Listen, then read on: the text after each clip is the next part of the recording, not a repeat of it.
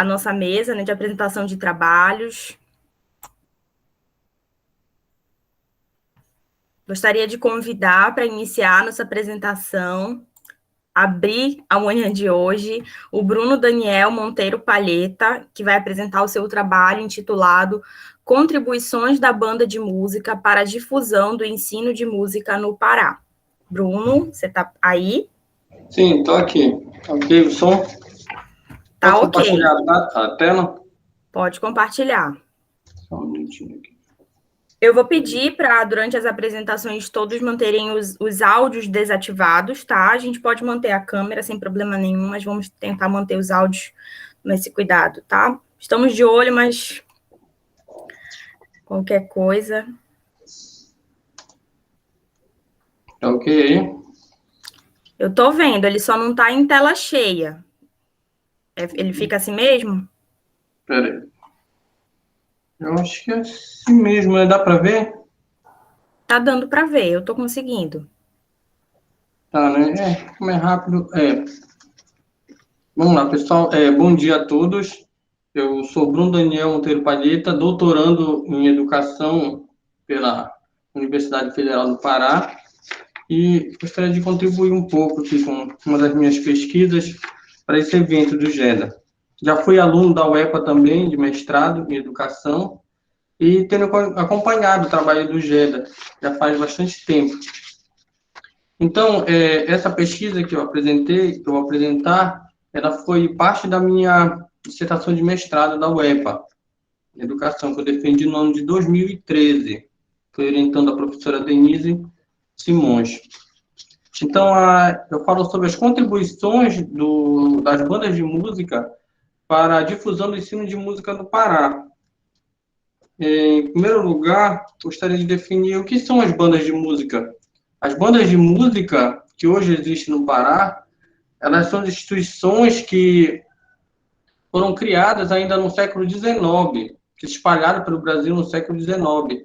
Eram as antigas sociedades e clubes musicais, que tinham a finalidade, basicamente, de difundir a música enquanto lazer, enquanto uma cultura artística.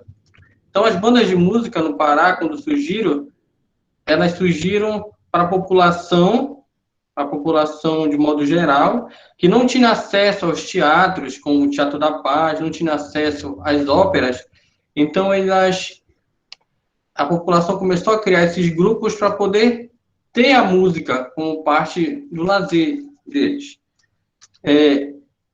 Se considerando o campo da educação musical, com o tempo, essas bandas de música, além de servirem para o lazer da população, elas foram ganhando o status de escolas populares de ensino de música. Para tal, com isso, elas passaram a elaborar estratégias de ensino-aprendizagem musical, tornando-se assim centros de formação de música instrumentista no Pará. Elas surgiram com uma finalidade que era garantir lazer à população, mas depois elas foram ganhando status de escolas de música.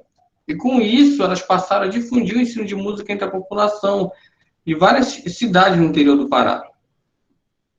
Eu destaco um dado aqui, eu destaco dois fatores para o crescimento das bandas de música do Pará. A primeira é a participação na vida sociocultural das cidades onde se estabeleciam. Onde elas chegavam, elas começaram a participar ativamente da vida sociocultural dessa população. 2. A prática de ensino de música. Então, pela prática de ensino de música e pela participação na vida sociocultural, houve o fortalecimento desse grupo no Pará. Esse é um dado que eu apresento aqui, que na região norte do Brasil, existe 188 bandas de música no cadastro de bandas de música da Funarte. Funarte, que é o órgão do Estado Federal, né, que coordena as bandas de música do Brasil. Então, esse dado aponta que só o Pará tem 113 bandas de música. Ele possui, da região norte, 60% de todas as bandas de música da região norte. E entre os estados brasileiros, ele está em quinto lugar, atrás do Ceará, de Goiás, Minas Gerais e do Rio Grande do Sul. Ou seja, as bandas de música, elas são um grupo musical, cultural, difusor da cultura musical, do ensino de música, e no Pará se disseminou fortemente nas pequenas cidades do interior, que até hoje muitas dessas cidades não têm acesso ao ensino formal da música. Então, as bandas de música elas acabam suprindo essa necessidade das pessoas aprenderem música, música instrumental. E eu destaco, dentro da minha pesquisa, que uma das cidades do Pará que tem essa cultura mais fortemente é a cidade de Vigia, onde as bandas de música são possuidoras de tradições centenárias. Então, esse é um mapa aí que mostra que a distância entre Belém e Vigia é apenas 2 horas de carro, só para localizar no espaço. Então, existe uma banda em Vigia, que é a banda 31 de Agosto. Essa banda 31 de Agosto ela foi fundada em 1876. Hoje ela vai fazer 135 anos de idade. E ela já participou ativamente até da vida cultural do Estado. Essa é uma foto da banda em 1977, quando ela foi representar o Pará no concurso nacional de bandas. Destaco outra banda de música de Vigia, que é a banda de música União Vigiense. Foi fundada em 1816. Também é centenária. Esse é o salão da banda 31 de Agosto, onde as aulas de música não acontecem. Quer dizer, não existe uma escola formal da banda. É uma escola dentro da sede da banda, onde os músicos e o mestre ensinam a sua prática para as pessoas que querem aprender um instrumento musical e tocar na banda. Essa aí é uma sala para te ver que não há uma estrutura. Por exemplo, essa aí eu estou mostrando para vocês uma foto que é do depósito onde eles guardam os instrumentos. Na falta de uma sala de aula, as aulas de música elas acontecem em um espaço inadequado. Mas acontece, o que a gente vê aí é uma aula de bateria, feita numa parte onde não se deveria acontecer, que é uma parte onde eles guardam o material deles que eles não estão utilizando, até material de limpeza da própria banda. Mas na falta de um espaço, cria-se um para que a aula aconteça. E desta forma, eles vão transmitindo a sua prática. E isso vem acontecendo, não é de agora, vem acontecendo desde o final do século XIX. Por exemplo, quando as bandas de música no Pará começaram a existir, a primeira coisa que aconteceu foi: vamos levar a cultura musical para a população. Ponto. Depois, vamos preservar essa cultura musical para a população, como através de uma prática de ensino de música, que apesar de não formal, ela vem funcionando e não vem sendo tão estudada aqui na nossa região. Esses grupos culturais, como apontei um dado que possui o estado do Pará é o quinto estado do Brasil em número de bandas de música, existem poucos pesquisadores da área que vêm explorando isso, e a nível de pós-graduação, mestrado e doutorado. Então, gostaria de apresentar algumas considerações. O objetivo dessa pesquisa foi verificar qual a relevância das bandas de música para a difusão e ensino de música no Pará. Os resultados revelam que esse tipo de prática educativa tem duas consequências: difundir o ensino de música e garantir a continuação dessas instituições, a banda de música, alguma desde o século XIX, como é o caso das bandas de vigia. Essas são algumas referências do meu trabalho. E o meu obrigado a todos aí. Eu acho que deu 10 minutinhos, deu? Pontual, deu até um pouco menos. Não, Deu 8, mas deu tudo certo, Bruno. Muito obrigada pela tua apresentação, pesquisa realmente muito interessante. Parabéns pelo teu trabalho. A gente vai, anotem aí, tá? Vão anotando as considerações que vocês têm sobre as apresentações, tá? Que a gente vai fazer a nossa discussão ao final. Eu vou chamar agora Edson Caetano e Flávia Lorena Brito, com o trabalho Eu Quero Partilhar a Vida Boa com Você, reflexões sobre o bem viver e o bem fazer a partir da prática da benzeção.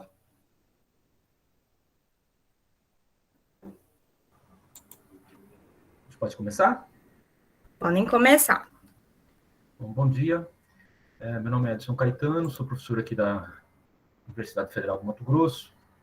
E a gente está aqui hoje, eu e Flávia, para conversar um pouco com vocês a respeito de um texto, de uma reflexão que se movimenta fundamentalmente a partir do universo da benzeção, né?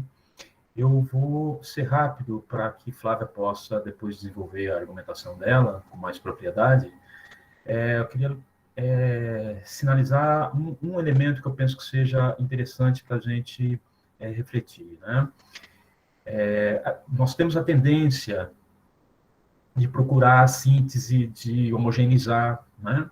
E penso não ser possível que isso se faça no que diz respeito aos saberes dos povos originários, aos saberes das comunidades tradicionais, e também no que diz respeito à prática da benzeção. Quer dizer, essas práticas são aprendidas em diversos lugares diferentes, através de perspectivas diferentes, com pessoas diferentes, com idades diferentes, né? E, nesse sentido, o que nós apresentamos aqui é frente àquilo que a gente tomou contato, né? E também a maneira como se dá essa relação no que diz respeito ao cuidado, às práticas de cuidado, às práticas de saúde,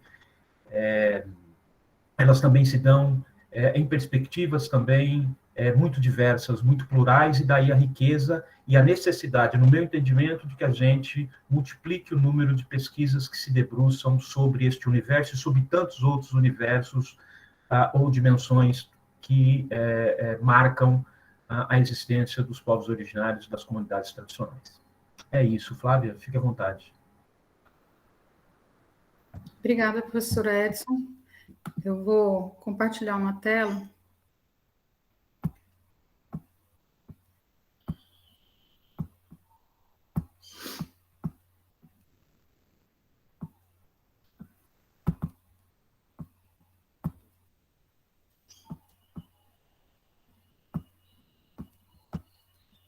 Estão vendo?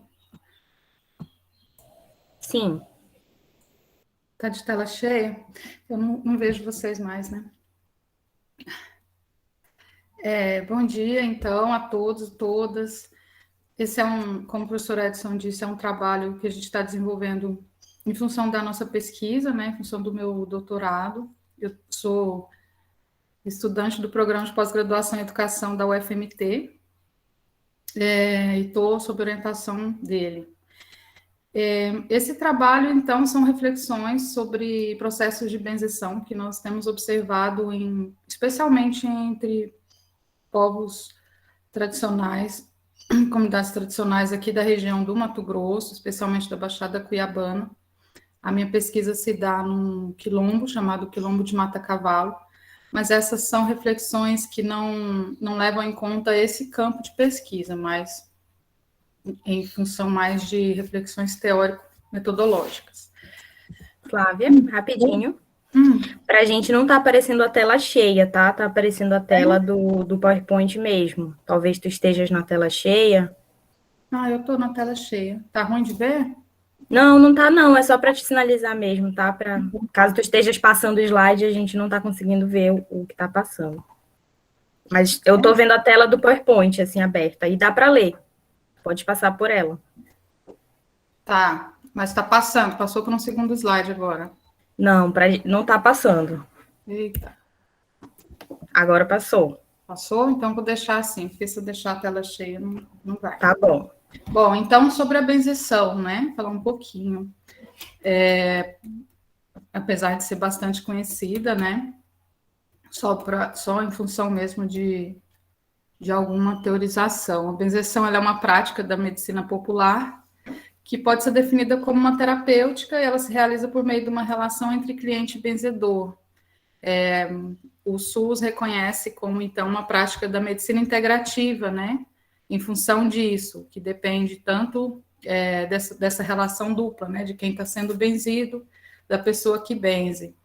Nessa relação, a benzedeira ou o benzedor, eles exercem um papel de intermediação com o sagrado, por meio desse sagrado se tenta obter a cura, mas não somente por ele, E o processo principal dessa terapêutica, em geral, utiliza alguma prece ou jaculatória, mas não necessariamente. A benzeção, então, é um espaço de reprodução de modos de existência, por meio de práticas de cura e cuidado, que são comunitárias, são solidárias, são populares e totalmente acessíveis a quem quer que seja, constituindo essas práticas de acordo com a memória e com a materialidade desse grupo, né? De acordo com o local, com a disponibilidade de ervas, de plantas, os costumes, os conflitos, enfim. A princípio, a gente pode, em geral, conversando com outras pessoas, as pessoas fazem uma relação entre a benzeção e o passado, como se fosse uma prática residual, presa a esse passado, até mesmo um folclore, mas muito pelo contrário, como toda prática social, a benzeção ela se ressignifica, se modifica, e ela ganha sentido na medida em que ela se articula com a concretude da vida. No contrário, então, ela não está presa ao passado.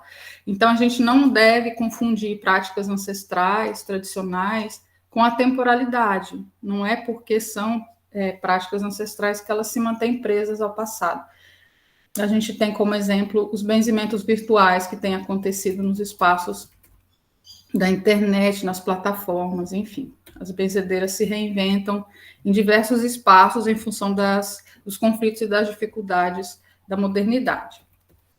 O que chama a atenção é que, então, essa intencionalidade, né, de praticar o benzimento, quer dizer, nesse momento as pessoas poderiam estar não fazendo isso, poderiam estar aguardando uma normalidade, né, se é que isso vai acontecer, mas elas se movimentam em função da crença na cura pela prática, na crença de que as pessoas necessitam dessa prática.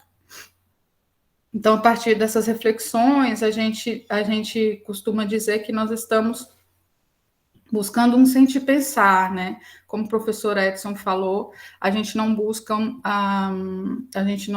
uma homogeneização dessas reflexões, mas a partir do sentir pensar sobre essas práticas tradicionais de cuidado e cura, sob a perspectiva do bem viver que é entendido como possibilidade de vida em plenitude, em harmonia dos seres humanos consigo mesmos, com os demais, com o planeta, porque a gente busca, então, a partir disso, apresentar isso enquanto força diante do epistemicídio que a modernidade promoveu, por intermédio também da universidade e outros espaços de violência, onde várias formas de conhecer, de perceber o mundo têm sido silenciadas, dando lugar, então, a essa falsa unidade, uma universalização dos saberes e das práticas. Não é assim que as práticas de cuidado e cura caminham, né, nessa universalização, mas, ao contrário, na perspectiva do pluriverso, onde a gente reafirma a diversidade de formas de perceber, de conhecer o mundo, e aqui, mais especialmente, de conhecer o corpo, de conhecer o ser humano, nessa visão de saúde que não visa desumanizar a gente, né, as pessoas, que não nos enxerga divididos em partes, mas enquanto um todo que está integrado também com o planeta, com a espiritualidade, com as práticas culturais, com os outros seres vivos. Bom, se o mundo moderno ele demonstra que está arrumando para essa desumanização, nessas diversas formas de violência epistemológica, a gente destaca, então, que as práticas da benzeção não estão presas ao passado, mas, como são vivas e dinâmicas, promovem o que a gente passa a chamar, a partir daqui, de bem-fazer, a partir dessa percepção da amorosidade e da integralidade dessas relações dos seres humanos com o todo. E aí eu vou falar, então, desse bem-fazer um pouquinho a partir daqui, que é a proposta desse texto. O que a gente entende, então, como o bem-fazer, ela surgiu nas nossas reflexões, né, nesses trabalhos, seria parte das epistemologias insurgentes que têm se levantado diante da universidade e demonstra outras formas dos seres vivos se relacionarem, tendo em vista o bem viver, ou seja, uma forma de vida em plenitude, né? Reconhecendo que promover a vida está atrelada à noção de amorosidade, ao contrário, então, se opondo ao paradigma da modernidade do progresso. A resistência da amorosidade nas 3 dimensões, ou até mais, né? comigo mesmo, quando eu me reconheço humana, reconheço os limites da minha humanidade, com os outros seres, promovendo a igualdade, a solidariedade, e com o planeta na promoção da sustentabilidade. Isso revoluciona a epistemologia dominante, revertendo a percepção de que não há outras formas de vida possíveis, estabelecendo essa relação com o sagrado. Benzedeiras e benzedores criam um sistema de trocas com essas divindades, e essas trocas não necessariamente resultam em bens materiais.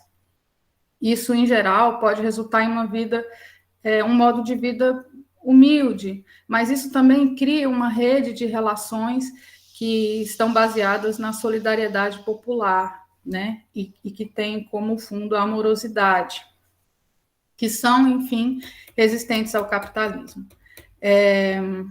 Esse bem-fazer seria um bem, então, que é feito indiscriminadamente, que não espera nada em troca, é o bem gratuito. Então, esse seria o primeiro ponto. O bem-fazer não é qualquer benfeitoria, porque há benfeitorias, né, que podem estar vinculadas a várias intencionalidades. Ele é um bem gratuito.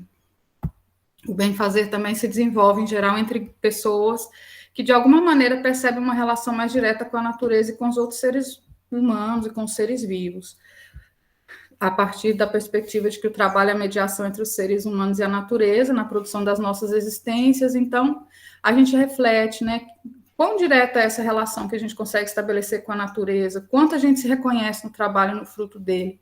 A partir do bem-fazer, essas relações se dão de forma mais direta, onde as pessoas que trabalham, nesse caso, benzedeiras, se reconhecem no seu trabalho e estabelecem uma relação bastante direta com a natureza. Licença, Flávia. Oi.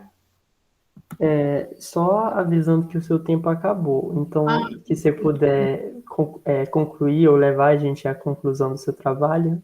Vou fazer para não atrasar o restante do trabalho, viu? Obrigada, desculpa, não estou dando tempo. O bem-fazer ele é intrínseco à produção da vida de forma coletiva e solidária. Isso permite que os seres humanos se percebam na sua totalidade. E o bem-fazer se relaciona de forma direta com o bem-viver, como eu já disse. Essas aqui são os créditos das imagens. As imagens são do grupo de pesquisa ao qual estou vinculado, o GEPT, de trabalhos de mestrado e doutorado dos membros do grupo. Muito obrigada, desculpa não ter atentado ao tempo. Imagina, Flávia, muito obrigada. Muito obrigada a você, professor Edson. Um trabalho muito lindo, realmente. Cheio de inquietações aqui. Muito bonito. Agora vamos chamar, o próximo é o Gleison. Acredito que também esteja sob a orientação do professor Edson. Saberes e experiências relacionadas às sementes crioulas e nativas.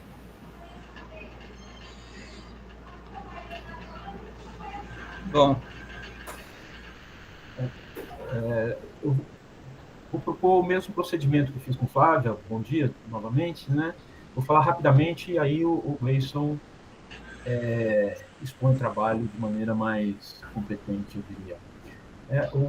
A proposta do trabalho do Gleison, que a gente apresenta aqui, é no sentido de que também, no âmbito da produção de alimentos, né, através da agricultura,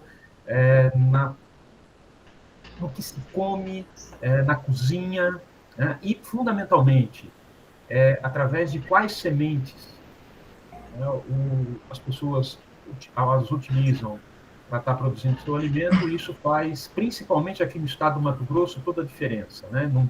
Acho que é sempre interessante a gente repetir isso, que aqui, infelizmente, né, o nosso estado é conhecido como sendo a capital do agronegócio, né? E a gente, essa reflexão, ela vai no sentido inverso, de dizer, tudo bem, o agronegócio existe, mas também existem outras práticas, né? Não só de agricultura, mas também de conservação das sementes nativas e crioulas, mas como também práticas de lidar com a terra e também práticas que remetem a saberes outros, né, que dizem respeito à concepção, a maneira como as pessoas encaram o que vem a ser a comida, né, como que ela é feita e assim por diante. Então, aí o Gleison, acho que pode agora chegar e expor, né, a sua apresentação. Vai lá, Gleice.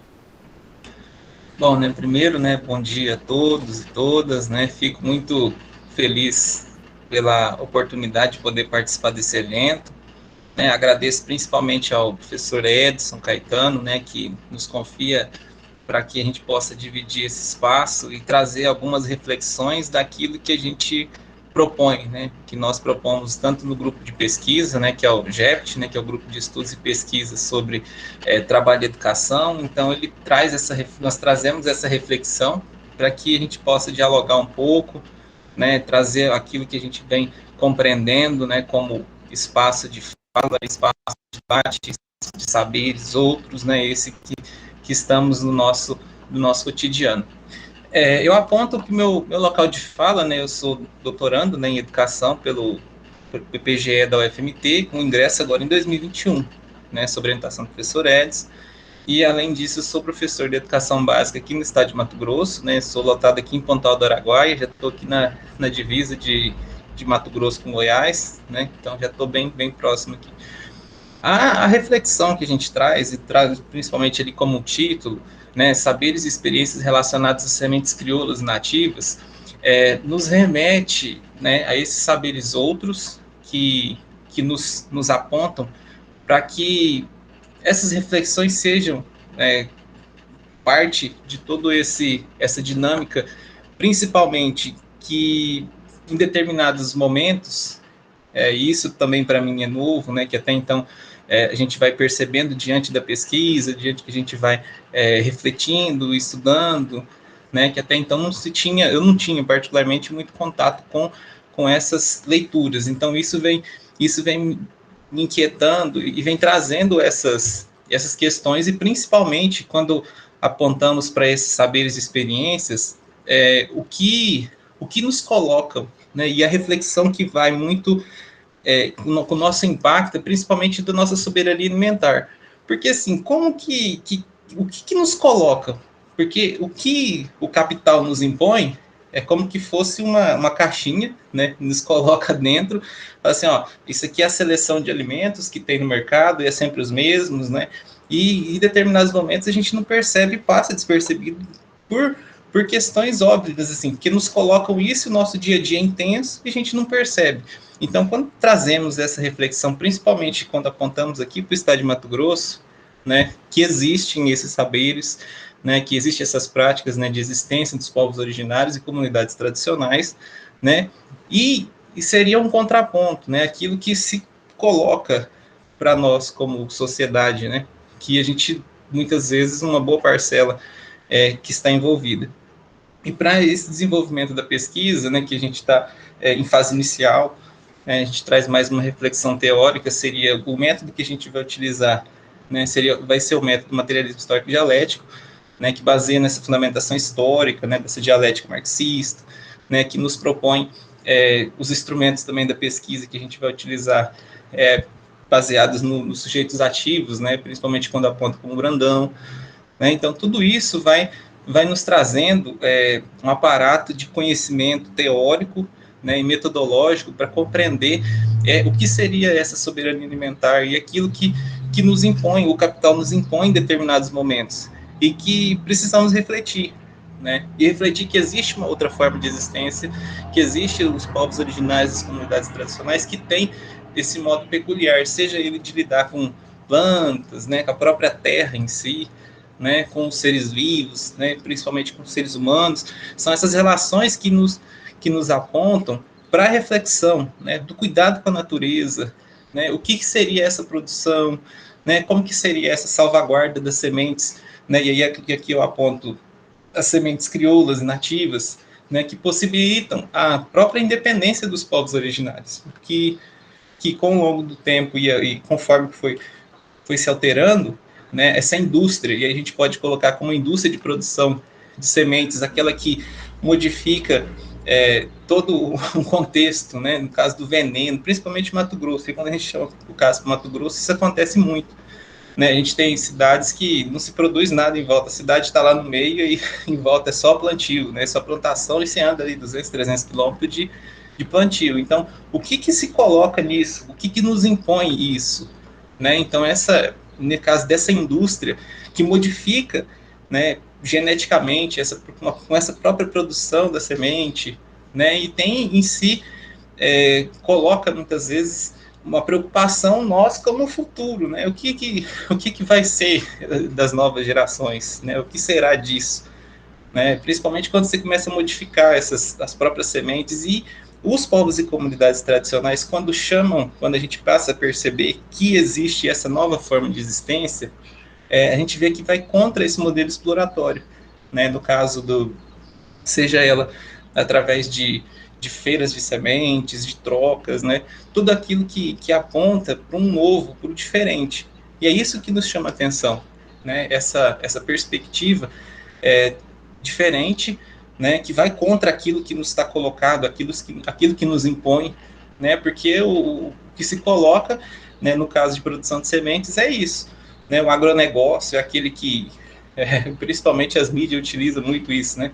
Eles utilizam muito dos recursos naturais, se altera todo o ciclo, né, dos locais, e a gente percebe que os povos e comunidades tradicionais têm resistência quando vai frente a tudo isso, né, mostrando que existe uma nova forma, né, que ela já sempre existiu. O que acontece é que o capital foi substituindo tudo isso, e que é uma preocupação que devemos ter, né, porque assim, a gente tem que ter alguma coisa efetiva, tanto pela nossa própria sobrevivência, né, porque o que se coloca e aquilo que se produz é aquilo que nos encaminha, né, então a própria soberania alimentar, e aí nisso não vou entrar nem na questão da própria desenvolvimento sustentável, que existe algumas intervenções que fala que não é daquela forma, né, e o próprio capital em algum momento se apropria disso, né, no caso do verde, do próprio orgânico, né, então tudo isso vai nos colocando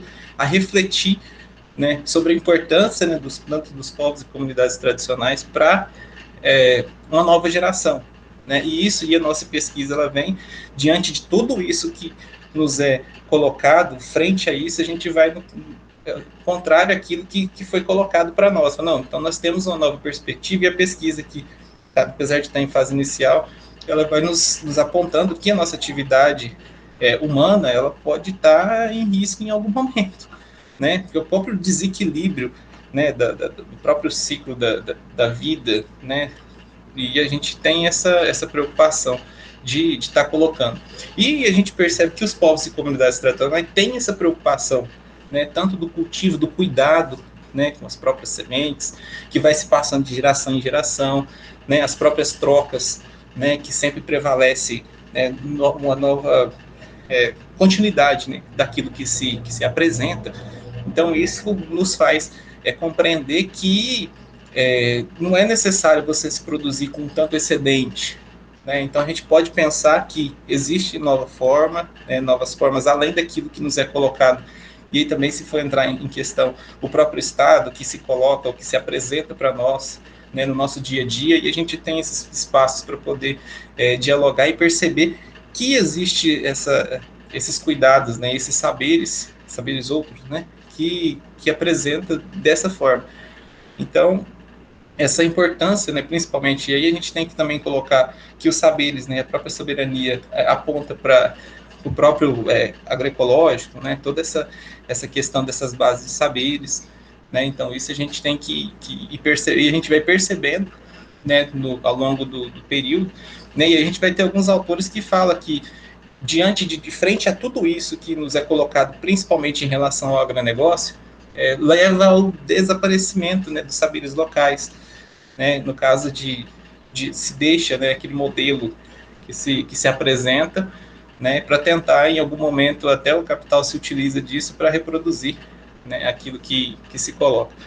Então, eu acho que o grande desafio nosso hoje, né, já partindo para a finalização, é a gente potencializar esse debate, né, que nas comunidades, né, a importância da própria guarda de sementes, né, tanto nativas quanto crioulas, né, e essa construção coletiva de conhecimentos, né, planejamento, que nos fortalece nessa luta pela uma soberania alimentar, né, que a gente não seja como fosse colocado dentro de uma caixa, falar, isso aqui é o que você pode comer, esses alimentos que estão disponíveis, e o restante quase que não se apresenta para nós, a gente não tem contato. Então, eu acho que, a princípio, seria isso.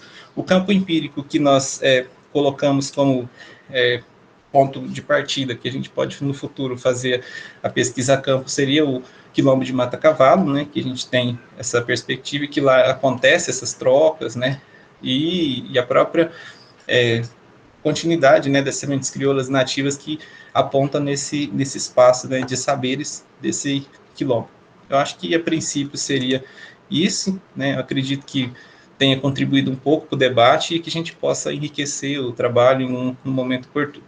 E do mais, é isso, obrigado, espero não ter passado do tempo muito, né, mas é isso daí. Obrigado.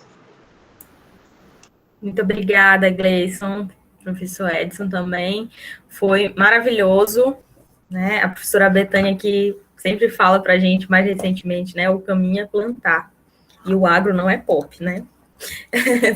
Vamos pensando, né, já comentando aqui a nossa discussão. Obrigada, Gleison. Agora eu chamo o Oldamir, me corrija se estiver errada, tá, na pronúncia. Tá certo. Tá certo? Peço para disponibilizar apenas os slides que eu mandei aqui em PDF. Tá bom. Nalton, você pode compartilhar, por favor. Matinta Pereira e Halloween, entre silenciamentos e resistências. Exatamente, esse é o trabalho que eu comunico, né? Matinta Pereira e Halloween, entre o silenciamento e resistência no imaginário do espaço escolar. A intenção é discutir um pouquinho sobre cultura, Amazônia, escola, prática pedagógica no tempo histórico atual. Meu nome é Oldamir, eu sou aluno do mestrado em Geografia da UEPA, mas esse trabalho é oriundo de um outro mestrado que eu fiz, interdisciplinar, na UFPA, na Universidade Federal do Pará, no PPG-CIT, Programa de Pós-Graduação em Cidades, Identidades e Territórios, no campus universitário de Abaetetuba. Era um mestrado interdisciplinar e a gente tinha essa liberdade, né? O slide 2, por favor. Eu divido essa comunicação em 3 momentos: notas introdutórias, referencial teórico e uma breve discussão, no slide 2. Apenas faço uma ressalva que a minha formação vem em Direito, mas eu tenho especialização em História na UFPA, e o mestrado em Geografia eu faço como um ensaio, né? Um gênero híbrido, como se diz Adorno, que apresenta um lado lúdico e de aventura, ocupando um lugar entre os despropósitos. Dizem que a lei mais profunda do ensaio, segundo Adorno, é heresia, então permita-me ser um pouco herético, né? No slide 3, nas notas introdutórias, particularmente, embora eu não seja dessa região amazônica, mas muito me fascina as histórias, os causos e as lendas amazônicas. É um território muito fértil, muito rico em encantarias. E, portanto, esse trabalho é um ponto de inflexão. A minha temática é violência, embora o que trato aqui também não deixa de ser uma espécie de violência, nem mesmo que seja na sua perspectiva simbólica, né, quando falamos de silenciamento e invisibilidade institucional. Mas o que fica como pergunta exploratória e o que nos inquieta para o presente trabalho, talvez não consiga responder a todas, nem vou responder, é onde estaria a cultura oral e centenária do imaginário dos povos amazônicos no espaço festivo escolar em solo amazônico. Porque nós não vemos suas referências, suas encantarias sendo representadas nesses momentos festivos. Porque ele não é motivo de pauta em projetos pedagógicos. O que significa, qual a razão desse silêncio e dessa invisibilidade em solo amazônico? O que é esse apagamento e invisibilidade expressa da própria Amazônia e quais suas consequências futuras? Certamente são muitas perguntas, são muitas problematizações, questionamentos. Não enfrento todas, não ousaria fazê-las, mas tento apenas provocar e trazer o debate e o assunto. O slide 4, as notas introdutórias, por favor. De forma mais modesta, a minha intenção é refletir de forma muito breve e ensaística, de maneira introdutória e inconclusa, essa temática da invisibilidade da cultura amazônica, da dinâmica festiva do espaço escolar, no estudo de caso em 2 escolas de Belém do Pará, cidade esta intitulada a capital da Amazônia. Analisa-se a prática pedagógica em momentos festivos como mediadora da construção identitária. Para contextualizar essa problemática, a questão se reporta à festividade de uma cultura estrangeira, precisamente o Halloween, a festa das bruxas, em 2 escolas belenenses. Uma festividade de pouca tradição em solo amazônico, mas vem ganhando espaço nos últimos tempos, em detrimento da não valorização da cultura, do imaginário popular amazônico, de suas encantarias em plena Amazônia. Nós trazemos como contraponto o personagem mitológico da Matinta Pereira, que perfeitamente se adequaria à festa das bruxas. É uma problemática que comporta diversos olhares, diversas categorias de análise, mas permite-me comunicar apenas um olhar no nosso lugar de fala. Lembrando que é um ensaio, portanto, é um lugar entre os despropósitos, né? Sempre desejoso de complementariedade. O slide seguinte, referencial metodológico, a metodologia possui natureza qualitativa, trazendo um pouco do universo de significados, motivações que, segundo Minari, não podem ser reduzidos à personalização. E a ida exploratória, pois está relacionada a um levantamento bibliográfico acrescido do registro das impressões do próprio observador. Bibliograficamente tem aporte em Kandel, em Gomes, Vygotsky, Burke, Adorno, a professora da UEPA, a Josebel, que tem um belíssimo trabalho sobre a Matinta Pereira, entre outros que estamos descobrindo no caminho, como Boaventura de Souza Santos. Os resultados informam da necessidade de melhor discutir a temática, defender a afirmação do pertencimento identitário, amazônico, e trazer essa cultura para dentro do espaço escolar. Como resultado, eu digo que é um estudo inacabado, e, conforme eu dito, comporta muitos olhares. Mas permita-me esse olhar, que pode nada ter de inovador, mas pelo menos é sempre provocador e problematizador. Nessa breve discussão, é sempre bom ter presente que o universo amazônico é muito grande, ele é muito múltiplo em todos os sentidos. Ele é atravessado pela diversidade, pela diferença, enquanto construção sócio-histórica e cultural. Não existe uma identidade única amazônica. A gente pode colocar sempre isso no plural. Traz sempre essa marca do híbrido, da mestiçagem, devendo ser reconhecidas essas presenças indígenas, africanas, nipônicas, entre tantas outras. E a Amazônia é plural em todos os sentidos, né? Na flora, na fauna, na história. Mas o que é o slide anterior, por favor. Mas o que nos interessa é problematizar dimensões e opções que silenciam e inviabilizam culturas específicas. E para resistir a isso, deve-se construir práticas pedagógicas que expressem a riqueza da diversidade das identidades da amazônica, ainda mais em solo amazônico. É o slide seguinte, por favor. Aí a festa do Halloween, né, sobre a problemática em questão. Esse Dia das Bruxas se deu em duas escolas belenenses, uma da rede pública, outra particular, de natureza confessional, uma escola católica.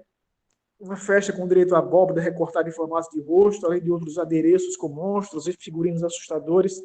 Contudo, a temática sombria dessas bruxas, monstros, Dráculas, de duendes, de fantasmas, de personagens caricatos, foram todos importados de uma cultura estrangeira, né? Um momento festivo se deu com personagens importados. Então, utilizou-se durante essa festa de uma expressão imaginária distante, quando se poderia se compor de personagens e seres fantásticos que habitam o imaginário popular amazônico, como o Mapinguari, o Saci-Pererê, o Curupira, a Cobra Grande, Juma, e especialmente a Matinta Pereira. O slide seguinte, por favor, Matinta Pereira. E, em particular, sobre essa Matinta Pereira, né, que é uma velha bruxa que habita o imaginário amazônico, muito mais viva do que possamos pensar, que durante as noites se transforma em um pássaro agourento que pousa sobre os telhados e somente cessa de assobiar quando o dono da casa lhe oferece café e tabaco sobre pena de um mal ou morte acontecer na casa.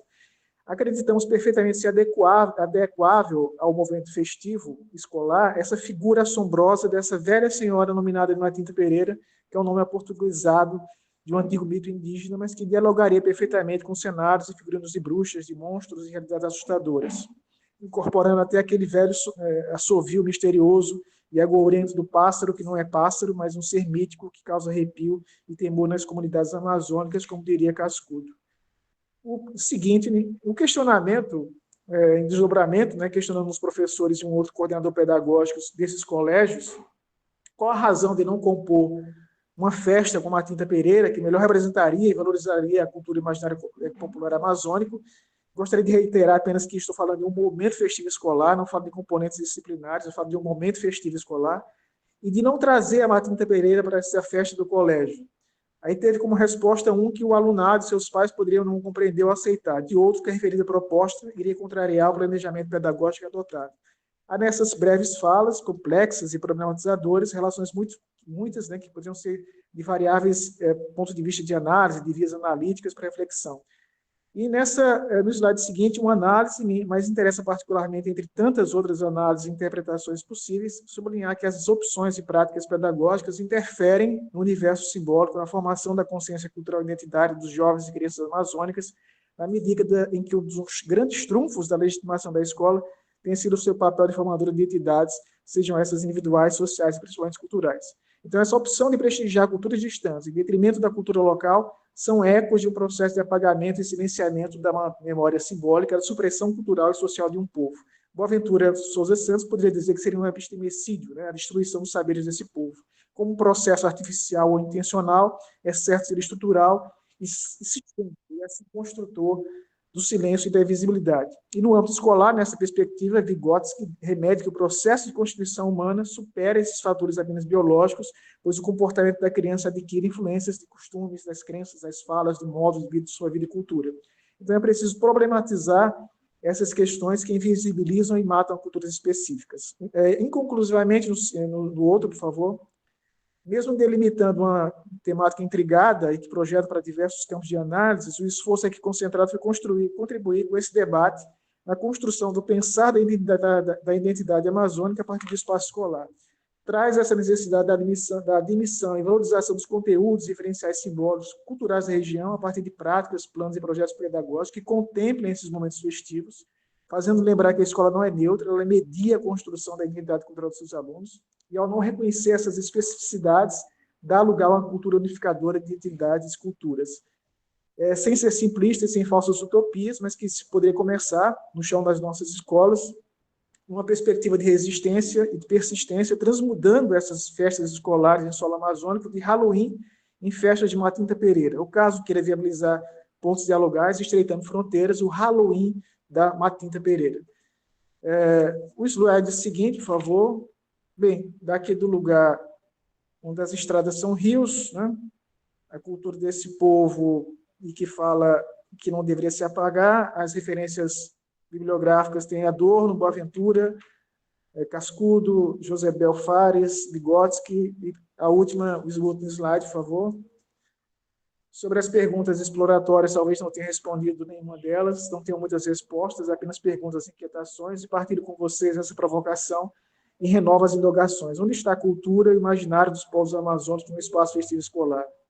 Por que não vemos suas referências, suas encantarias sendo representadas nem mesmo em momentos festivos? Porque ele não é motivo de pauta em projetos pedagógicos. O que significa essa razão desse silêncio e invisibilidade do solo amazônico? Porque esse apagamento e invisibilidade expressa da própria Amazônia e com as suas consequências futuras.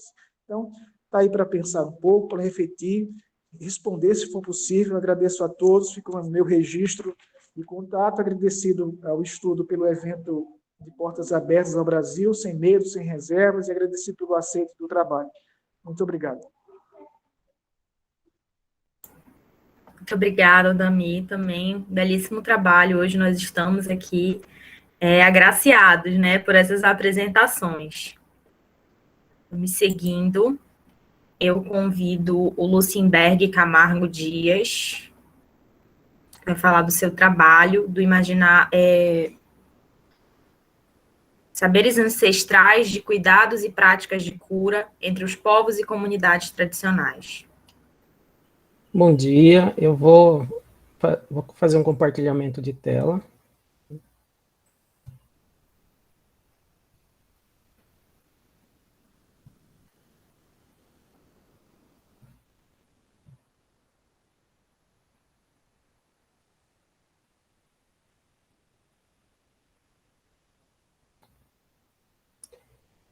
Então, eu quero, primeiramente, agradecer ao aceito do trabalho pelo GEDA, né?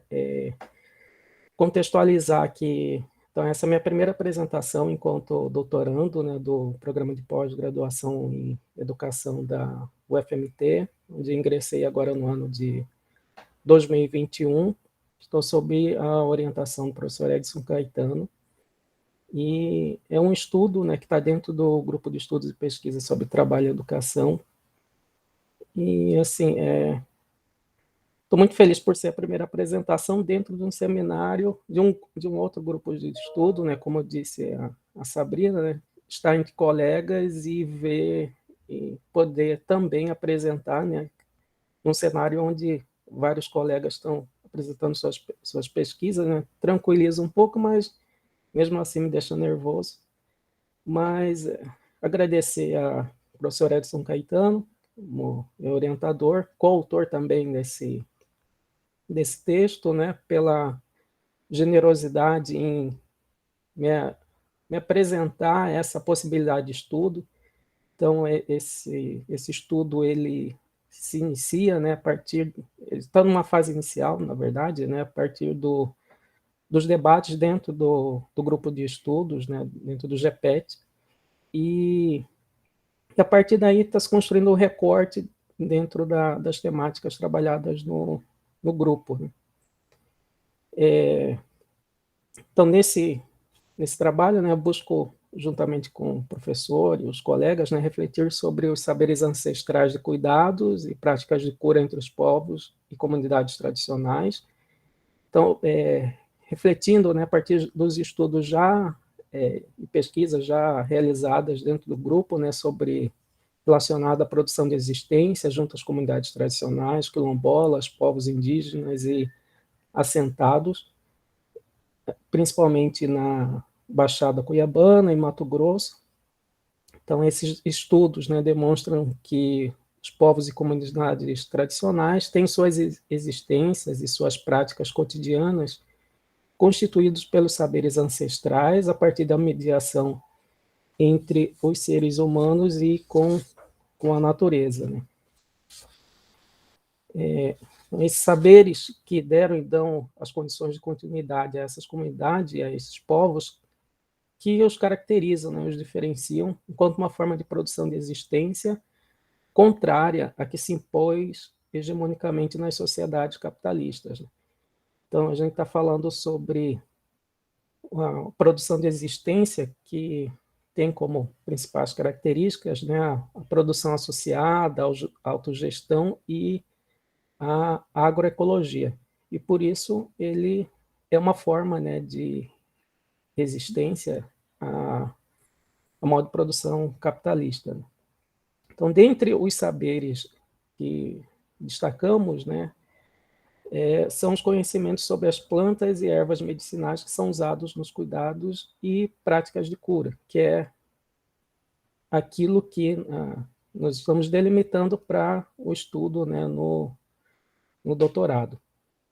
Então, esses saberes, né, ancestrais sobre as plantas e ervas medicinais que são usados em práticas de cura, eles se configuram para além do plantio e identificação das ervas, raízes, folhas, cascas, galhos, frutos e sementes que são usadas, né, para aplacar as doenças que a população que utiliza, né, são acometidos, né?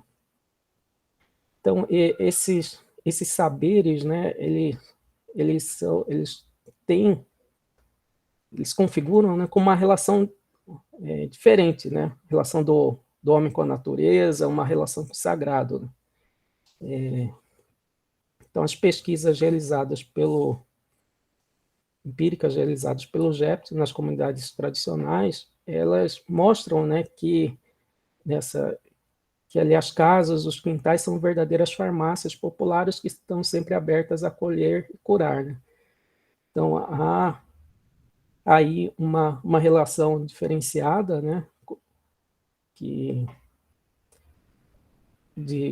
com a cura, né, a partir dentro dessas comunidades, né, onde há as pessoas, né, os detentores desses saberes ali que eles cultivam, né, eles plantam além da agroagricultura, né, eles têm o conhecimento sobre essas ervas, sobre as plantas, né, que são utilizadas e que tem ali dentro do ambiente, né, do espaço que eles vivem, né? E tem esse conhecimento para coletar, né, para retirar da natureza e utilizar isso não só para a saúde da sua família, mas de toda a comunidade, né? Por isso demonstram, né, essas práticas de solidariedade presentes entre essas populações, né? Então, esse compartilhamento desses saberes inicia desde muito pequeno, né, onde as crianças aprendem com os mais velhos a identificar as plantas e podem, inclusive, auxiliar no trabalho com elas, né? Então, ali, falando sobre esse compartilhamento de saberes, né, são saberes que não se submetem necessariamente, né, ao processo de escolarização, são compartilhados principalmente pelo meio da oralidade, eles não necessariamente se recorrem à escrita para sua propagação, né, e são vividos e construídos também, né, pela observação ativa e a escuta, né. nas comunidades pesquisadas, percebeu-se também a importância daqueles que detêm e compartilham esses saberes, né, que aí é o foco da pesquisa que está se construindo, que são os raizeiros, raizeiras, além deles, né, que o grupo estuda, né, as parteiras, benzedeiras, benzedores, né, a gente já viu no trabalho da Flávia, são guardiões e guardiãs de processos ancestrais de cura e de uma relação com a doença que também se opõe àquela construída, né, pela chamada medicina oficial. Então, a gente está discutindo dentro do campo da medicina popular, né? E é uma medicina, né, que, como eu já disse, tem uma relação diferente, né, com o ambiente, com o contexto onde essa população está, leva em conta, né, as dimensões físicas e espirituais, e a população que a utiliza, né, utiliza, né, por ela ser mais acessível, mais próxima, muitas vezes, a maioria das vezes, né, gratuita, e diferente, né, da medicina que muitos autores chamam, né, de medicina oficial. Então, essas plantas medicinais são vivências de resistência à lógica do capital, que torna a saúde uma determinação econômica da criação de lucros a partir da comercialização de remédios produzidos industrialmente. Então, entre povos e comunidades tradicionais, essa lógica é negada, né? Então, o repertório de saberes sobre as plantas e ervas medicinais que são usados nos cuidados e práticas de cura nas comunidades tradicionais foram apropriados em grande parte pela indústria farmacêutica para o desenvolvimento de medicamentos. Então, uma expropriação dos conhecimentos desses povos, né, utilizado pelas grandes indústrias farmacêuticas que não dão nenhum retorno para essas populações e utilizam esses conhecimentos apenas em prol do lucro. Mas, né, esses saberes, eles tiveram origem ancestrais, muito antigas, né, a partir da observação da natureza, e estão sob a guarda e são compartilhados por raizeiras, raizeiras, herveiros, herveiras, parteiros, benzedeiras, benzedoras, que estão sempre abertos a acolher e curar de forma gratuita, né? Então, a pesquisa, né, entra nesse viés, né, de pensar essas formas esses saberes, né, sobre práticas de cura, interligando com uma forma de resistência ao modo de produção capitalista, né, imposto, né, para toda a sociedade. Então, muito obrigado, né, a gente fica aberto para demais observações e perguntas posteriormente. Muito obrigada, Luzinberg. Um trabalho belíssimo também. O professor Edson está dominando aqui. Tá incrível, gente. Estou muito empolgada aqui com todos os trabalhos. Realmente incríveis as pesquisas. Eu convido agora essa representante do GEDA, né? A Meire Mascarenhas, com autoria com a professora Betânia, vai apresentar o trabalho Práticas Educativas em Quilombos, os quintais como lugares de transmissão de saberes do ritual da bebida emu. À vontade, Meire. Bom dia a todos e a todas. Quero falar da minha felicidade de estar aqui entre amigos, como a Sabrina pontuou no início, e me senti à vontade entre pesquisas que dialogam tanto.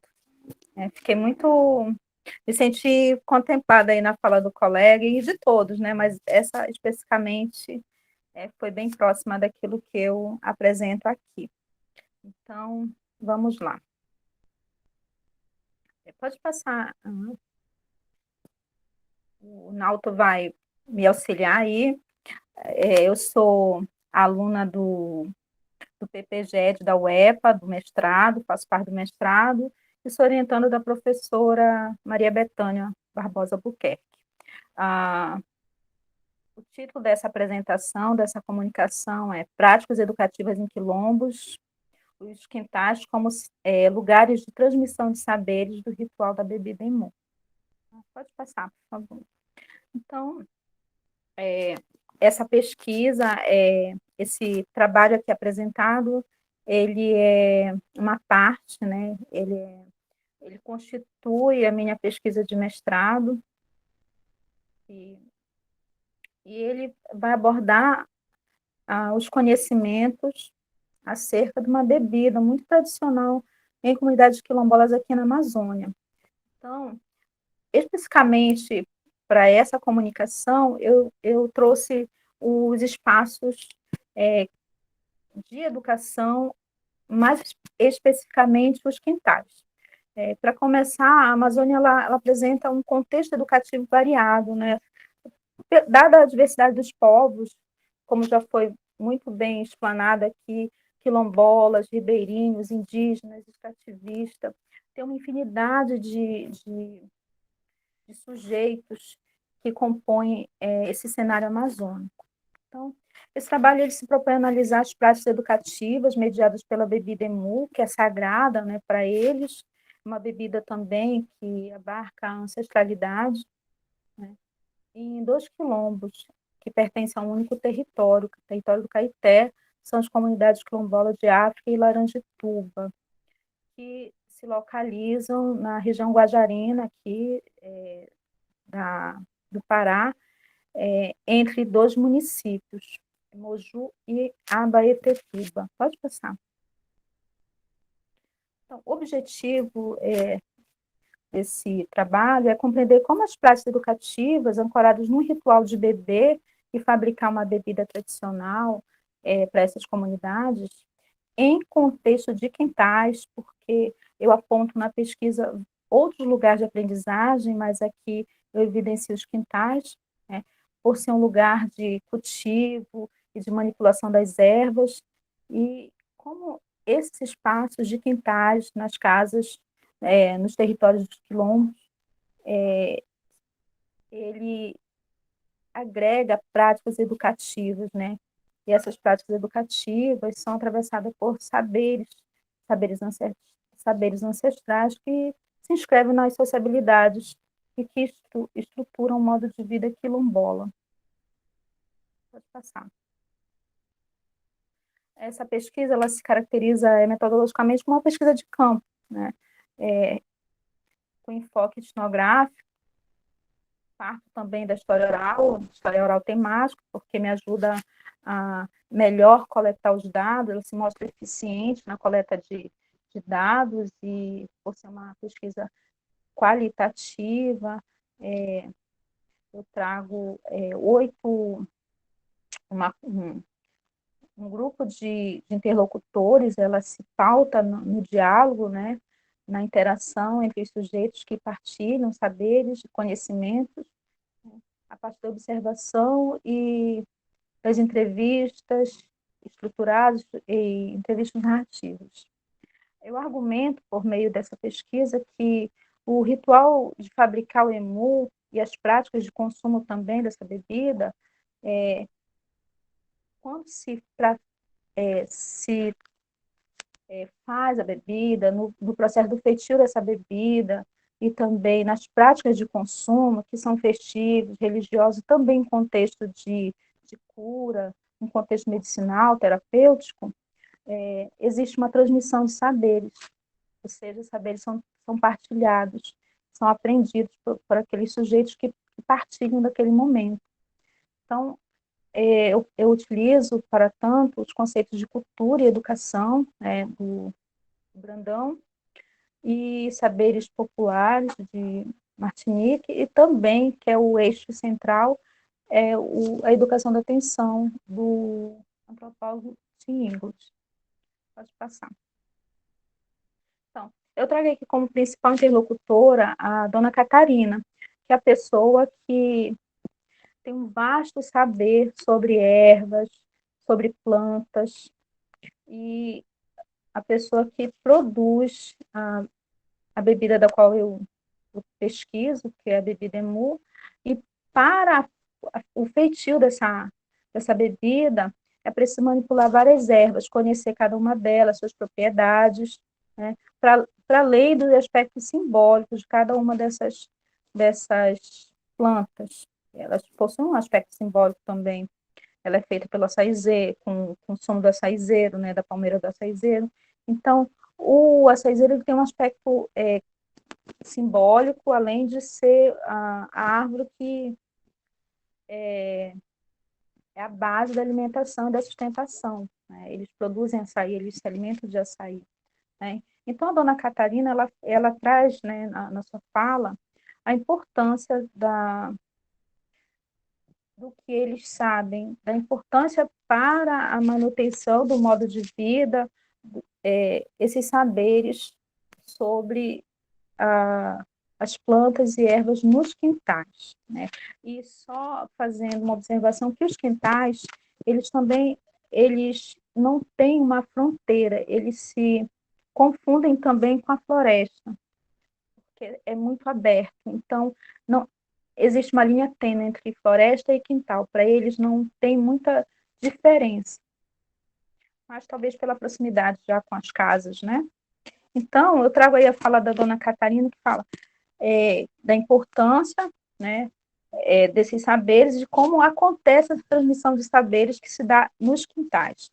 Então, quando ela está em momento de coleta, ou de plantio, ou de fabricação da bebida Emu, as pessoas que estão com ela, ajudando, compartilhando, ela diz assim, eu falo para essas meninas abrirem o olho para ver a gente lá fazendo, e aprender, e já aprender, e assim, presta atenção às coisas, observar os seus movimentos, escutar os seus sons, é flagrar o mundo em ação, como nos diz o Ingold, né? Aprender nesse sentido equivale a uma educação da atenção. Então, como é tratada pelo antropólogo Ingold, a educação da atenção ela se pauta no movimento, na observação, no cuidado, na atenção atenta e atenciosa ao que os outros fazem e dizem. Sem que haja aquele momento de dizer, olha, senta aqui, eu vou te ensinar, é assim. Não, ela se dá de forma muito integrada, mas também de forma muito espontânea. Não é uma educação sistematizada, mas ali está um processo educativo vigoroso, no qual as pessoas se apropriam de saberes. Né? Então, pode passar. Eu trago aqui também o Gomes, quando ela fala dos quintais enquanto espaços, né, importantes para a manutenção da vida e do que ele traduz as práticas tradicionais e alimentares e também de cuidado, né? Essa dimensão terapêutica. Ela diz também que os quintais são espaços que promovem tanto a alimentação, mas também a cura, porque é lá que se conserva, né, as plantas, as ervas medicinais, as plantas que são aromáticas para tempero. Então, ela traz essas dimensões, né, do conhecimento acerca das ervas, que ela fala que mescla alimentação, estética e terapêutica. Então, ela fala assim que os diversos quintais possuem plantas para alimentação, ervas medicinais e usos diversos que tornam interessante para pensar no conceito de etnobotânica. Né? Ali está conhecimentos agroecológicos, etnobotânicos, e todos eles muito entrelaçados e a partir de um espaço ou outro de aprendizagem, que são os quintais. Pode passar. Então, nos quintais, raízes, cascas, cipós e folhas integram um sistema de conhecimento acumulado durante muito tempo de convivência com os antepassados. Então, tá aí um conhecimento também que se funde na ancestralidade, que se pauta na ancestralidade, que é o conhecimento que é repassado entre as gerações, e eu quero marcar aqui a presença, o papel fundamental das mulheres nessa transmissão de saberes, né? Nessa manutenção desse saber, nesse compartilhamento de saber. Então, se faz aprende-se todo tipo de sabedorias relacionadas às ervas e às plantas que estão nos quintais, né? Esse movimento, ele é repassado procurando manter valores, saberes, formas de comportamento. Então, aprender o tipo de erva, o chá ou banho adequado para cada situação, para a fabricação da própria bebida emu, na qual eu especificamente pesquiso. Isso faz parte do cotidiano das famílias, né, dos quilombolas, e, em geral, das populações tradicionais, mas especificamente, nesse caso aqui, da população quilombola dessas duas comunidades. Então, a dona Catarina, ela fala sobre esse espaço, ela entende que ela diz que é como se os quintais fosse farmácia da natureza, é ali que eles vão pegar quando tem alguma dor, algum desconforto, é lá que eles vão se apoiar, primeiramente, né? Muito só depois eles procuram um médico, só se aquilo não der jeito, que é raro, até porque o atendimento médico nessas comunidades, elas é muito precário, né? Então, no primeiro momento, eles recorrem às ervas, então tem que ter um vasto conhecimento sobre elas, o que pode tomar, para que tomar, que quantidade, como se faz, que temperatura, então, é um vasto conhecimento que está presente nessas práticas de cura e de alimentação também. Então, ela faz assim, olha, tem muitos remédios aqui nos quintais. Quando a gente está com uma febre alta, a gente ferve uma folha disso, uma folha daquilo, de arruda, catinga de mulato, e coloca uns 3 bagos de pimenta do reino, que aí a gente faz um chá e toma.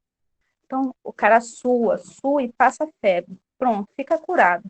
Aqui é a mata, que é também nosso quintal, a nossa farmácia da natureza, que eu já havia falado há pouco. Pode passar, por favor. Então, já me encaminhando para as considerações finais desse trabalho, por conta da demanda do tempo. Então, a história da educação na Amazônia ela é permeada por múltiplos processos de transmissão de conhecimento, muitos dos quais em espaços outros de aprendizagem, que não a escola. Por meio de práticas culturais, tais como as delineadas pelo ritual de fabricar e consumir a bebida emu, uma tradição estrutura o modo de vida quilombola no qual saberes são postos em circulação. As sociabilidades que envolvem o feitio e o consumo das bebidas emu propicia processos educativos pautados numa pedagogia do cotidiano. Assim, essa transmissão de saberes que ocorre nos quintais é atravessada por ritual que vicejam saberes transmitidos por intermédio de uma educação da atenção. Então, gente, pode passar.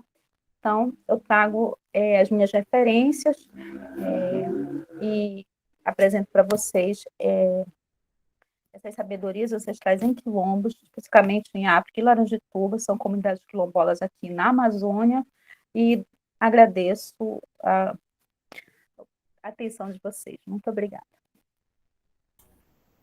Obrigada, May. Belíssimo trabalho. Agora eu convido o Alisson Dias para apresentar o seu trabalho, Os Indígenas no Aral e seus Saberes em Belém do Pará, Migração, Desterritorialização e Identidade. Fique à vontade, Alisson.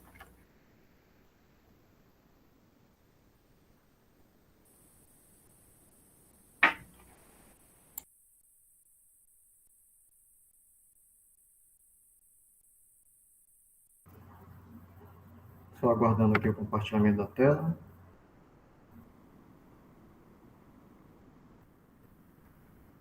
Vocês estão enxergando? Ainda não.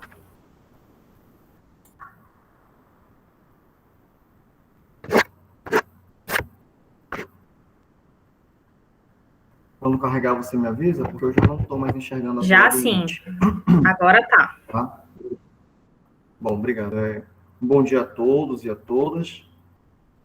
Para mim é um prazer poder estar aqui contribuindo com este GT e poder também rever alguns amigos de caminhada, como a professora Sabrina, o professor Nalton, eu vi por ali a professora Maria Bethânia, bem como também todos os outros colegas que estão aqui contribuindo conosco no compartilhamento de suas pesquisas. Tá? Esta pesquisa que eu vou apresentar agora aqui para vocês foi um trabalho desenvolvido no âmbito do programa de mestrado, do programa de pós-graduação em Ciência da Religião da Universidade do Estado do Pará, sob coorientação do Dr. Manuel Moraes e da professora Flávia Lucas, tá? Intitulado Os Indígenas do Aral e seus saberes em Belém do Pará, migração, desterritorialização e identidade. E para iniciar a reflexão deste trabalho, eu trago aqui a problemática que norteou o desenvolvimento do mesmo, que busca, né, elucidar, né, como se dá a transmissão dos saberes em circunstâncias migratórias do usuário na cidade de Belém do Pará, considerando o cenário de desterritorialização. Então, a gente busca, primeiro, identificar quem são esses grupos, quem são os uaral, né? Nós sabemos que as comunidades uaral são comunidades indígenas que estão sofrendo um processo de migração por conta do atual cenário político e econômico do governo venezuelano, que passam a entrar no Brasil pela fronteira de Roraima, né? E aí, portanto, sobem o mapa para a região norte, né? E aí a gente busca, então, entender como se dá o processo de transmissão de saberes dentro desse cenário migratório, uma vez que é necessário um constante contato com a terra, com as suas comunidades, né, todas ali em constante integridade, para a circulação das suas oralidades, das suas narrativas, que os identificam como tal. Já que esses sujeitos estão em processo de migração, buscamos entender, portanto, como se dá a transmissão da oralidade, das suas narrativas, das suas leis, né, e dos saberes que os identificam. E aí a gente inicia a reflexão deste estudo, primeiro entendendo o usuário no cenário migratório. E aí a gente parte da ideia da bioculturalidade, ou seja, esses sujeitos que são compreendidos a partir de sua identidade cultural, social, mística, né? Todos esses elementos que compõem, portanto, a sua identidade enquanto aral. Buscamos entender o trânsito desses sujeitos na Amazônia, né? E como eles se relacionam com esses espaços. Não só entender a migração como um ato forçado, mas como também um processo natural de comunidades que sempre tiveram em trânsito na Amazônia, né? Então, entendemos esses sujeitos e buscamos também refletir essa migração, né, que se dá pelo avanço do agronegócio e pela falta de políticas indígenas no território venezuelano. E por que o Brasil? Por que entrar cada vez mais território adentro da Amazônia, né? A gente busca aí desvendar a relação que esses sujeitos têm com a mata, com os rios, e principalmente com as cidades próximas a esses cenários mais verdes, né? Entendendo, portanto, a obrigação do Estado brasileiro e as diretrizes internacionais que resguardam a identidade e as movimentações indígenas em seu território. Fazemos um leve discurso sobre as entradas indígenas no Brasil, né, que são motivadas por questões econômicas, por questões de sobrevivência e porque os mesmos estão sendo coagidos por conta do avanço dos problemas políticos e econômicos na Venezuela, que os forçam a cada vez mais entrar no território brasileiro. E fazemos, portanto, umas perspectivas e umas projeções das novas entradas de indígenas no território da região norte, né? Por que se dão essas movimentações? E aí a gente vai descobrindo que as movimentações do Aral estão muito bem ancoradas nas suas ideias cosmológicas, ou seja, o primeiro Aral que desce dos céus e vem caminhar na Terra, e, portanto, como ele nunca voltou ao seu lugar de origem, assim, portanto, devem estar caminhando os Uaral. Então, as suas movimentações e migrações têm uma forte justificativa nas suas cosmologias. Essas cosmologias e essas movimentações desenvolvem, criam novas metodologias de transmissão de saberes. Ou seja, como eu vou ensinar oralidade, como eu vou ensinar as leis indígenas, como eu vou ensinar os mitos dessas comunidades se eu estou em constante movimentação. Essas comunidades, então, criam metodologias que dialogam com os cenários urbanos, né? Aqui, somente a questão metodológica mesmo, a gente fez a identificação do grupo. Atualmente, nós trabalhamos com uma etnia uaral de 44 pessoas, locadas aqui na cidade de Belém do Pará, né? Realizamos um estudo quanti-qualitativo, né? E as técnicas etnográficas já estão conhecidas por nós, né? Agora, aqui a gente tem todo um cuidado, porque este trabalho precisa estar respaldado não só no direito da vida ou da ética em pesquisa, mas também do respeito e do direito aos povos indígenas. Então, a gente tem um pleno cuidado ao tratar desses sujeitos que já estão em cenário de movimentação por conta da migração. E falando em saberes, a gente precisa tipificar alguns, né? Alguns saberes que são transmitidos dentro dos cenários urbanos, né? E um deles, a gente coloca aqui, o contar histórias, né? Dentro da hierarquia oral, dentro da comunidade, cada tipo de sujeito, ele desenvolve um papel nessa transmissão desses conhecimentos. E o contar histórias, a gente colocou aqui, é uma responsabilidade do pai, da mãe e do cacique ao educar os mais novos, né? Os saberes da economia, ou seja, como eu vou adquirir fundos para a minha comunidade, é responsabilidade das mulheres. Então, é muito comum se ver pelas ruas de Belém mulheres e crianças do sexo feminino a pedir doações. Muitas pessoas têm olhado esse cenário com maus olhos e vendo até mesmo trabalho infantil ou outro tipo de trabalho subcategorizado. Na verdade, esses sujeitos que estão nas ruas, essas mulheres, desenvolvem um papel social para a sua comunidade. A mulher, quando ela volta para o seu assentamento, ela não cozinha, ela não lava. Isso é o papel do homem. O homem cozinha, o homem lava, o homem constrói as tendas e os abrigos, o homem educa. E as mulheres têm ali o papel de manter a comunidade, né? As leis do uaral, então, qual é o papel do uaral, o que é o uaral, caso tenha conflitos entre as comunidades, esse guardião, né, é o cacique. A ele recai toda essa responsabilidade de manter a comunidade unida, tutelado, né, pelas leis que eles consideram válidas. O artesanato é uma prática muito comum entre esses sujeitos e é praticado entre todos eles, desde o mais novo aos anciãos, né? E esses artesanatos, eles são comercializados, uma vez também que esse comércio se dá a partir de uma troca simbólica e mística.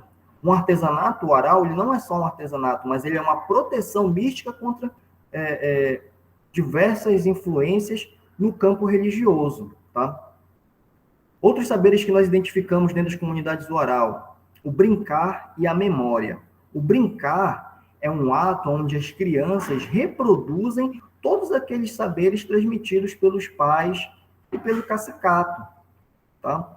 A memória mantém viva a identidade do grupo e tem sob responsabilidade o cacique e os mais idosos. Então, quando o cacique e os idosos falam, todos ali têm que estar de ouvidos atentos para compreender não só as leis, mas os saberes que ali serão transmitidos para o bem da comunidade naquela dada região. A pagelança, né? A pagelança também é muito presente entre essas comunidades e eles têm, dentro dessa pagelança, um apreço muito forte pelos sonhos. Os sonhos são vistos como uma pedagogia do ensinar o cacique. Então, muitas vezes, o remédio, a cura para dado malefício espiritual, se dá por meio do sonho, tá? Então, esses sujeitos, principalmente os pajés ou os bruxos que se tem na comunidade, têm uma ligação muito forte com o sono. A alimentação, então, aquilo que se come, como se deve comer, as horas que você deve comer dado alimento. Todo esse tipo de ensinamento é transmitido pelos adultos e pelo cacique. Então, você não come qualquer coisa, você não come em qualquer momento. Você tem o momento certo para o alimento apropriado. E, por fim, a liderança, né? Tudo aquilo que compete ao cacicato, né? As formas como esses sujeitos vão fazer assentamento, aonde eles vão se assentar, com quem eles vão procurar ajuda. Tudo isso só acontece a partir do momento que o cacique se senta com as lideranças mais velhas e decidem, portanto, o destino da comunidade dentro de uma zona urbana. Tá? Quais os benefícios que essa pesquisa trouxe? Eu vou passar aqui bem rápido, porque eu já perdi um pouco da noção do tempo. Tá? Primeiro, sobre o tempo, a gente gostaria que você encaminhasse para as conclusões, porque já extrapolou um pouquinho, viu? Opa, então bora lá. Só encerrar aqui. Os benefícios que essa pesquisa trouxe: primeiro, a identificação desses grupos, né? Fortalecimento das necessidades culturais deles, a promoção de um discurso humano, né? E da necessidade do apoio jurídico, médico e educacional, e fortalecer o debate acadêmico dentro de nossos espaços universitários. É isso, gente. Obrigado. Desculpa.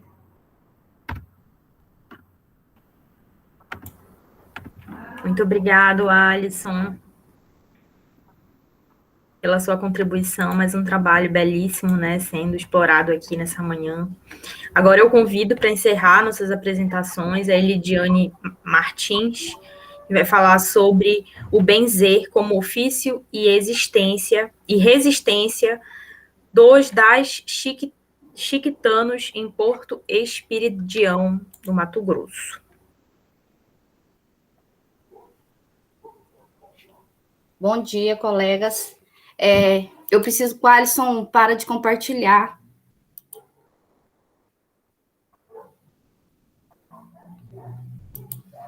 Foi.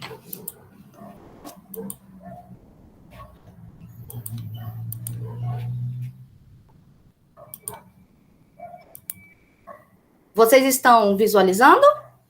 Sim. Tá. Bom dia, pessoal. Quero agradecer, né, os saberes partilhados nesse espaço, e eu estou admirada de tantas produções muito valorosas e que contribuem muito para a valorização dos saberes tradicionais, dos saberes que provêm da experiência.